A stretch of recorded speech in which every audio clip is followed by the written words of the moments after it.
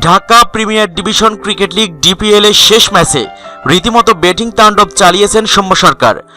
দীর্ঘদিন ধরে রানের মধ্যে না থেকেও বিশ্বকাপ দলে ঠাঁই পাওয়ায় তোপের মুখে পড়েন তিনি। তাকে নিয়ে সমালোচনা যেন থামছেই না। এমন সমীকরণে ব্যাট হাতে ঝড় তুলে সমালোচকদের মোক্ষম জবাব দিয়েছেন বাঁহাতি এই ওপেনার। এবারের লিগে ঢাকা আবাহনী লিমিটেডের হয়ে খেলেছিলেন সৌম্য। গেল মঙ্গলবার বিকেএসপিতে শেখ জামাল ধানমন্ডি ক্লাবের বিপক্ষে 208 রানের অনবদ্য ইনিংস খেলেন তিনি। এই পথে একাধিক রেকর্ড করেছেন বাংলাদেশের এই টপ অর্ডার ব্যাটসম্যান। প্রথম বাংলাদেশি হিসেবে লিস্ট এ ক্রিকেটে ডাবল সেঞ্চুরি রেকর্ড করেছেন সৌম্য।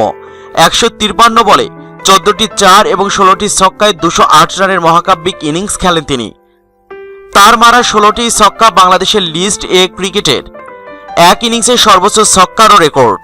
দুর্দান্ত এক ইনিংসের বদৌলতে দুহাত ভরে প্রশংসা পেয়েছেন সৌম্য সরকার।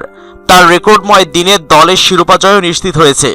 318 রানের লক্ষ্যে খেলতে নেমে জহুরুল ইসলাম অমির সঙ্গে 312 রানের জুটি গড়েন তিনি, যা লিস্ট এ ক্রিকেটের সর্বোচ্চ রানের জুটির রেকর্ডও।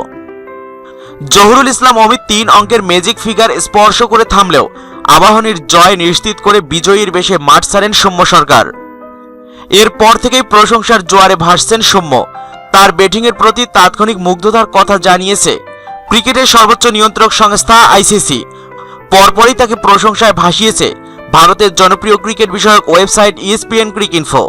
অফিসিয়াল টুইটারে টাইগারদের টপ অর্ডারের ছবি পোস্ট করে তারা লিখেছে, লিস্ট এ ক্রিকেটে প্রথম বাংলাদেশি ব্যাটসম্যান হিসেবে ডাবল সেঞ্চুরি হাঁকিয়েছেন সৌম্য। এছাড়া আজ সকালে সৌম্য সরকারকে নিয়ে পোস্ট করা হয়েছে আইসিসি ক্রিকেট ওয়ার্ল্ড কাপের ফেসবুক পেজে। সেখানে তারা লিখেছে, বিশ্বকাপের প্রস্তুতি এরকম হওয়াই দরকার।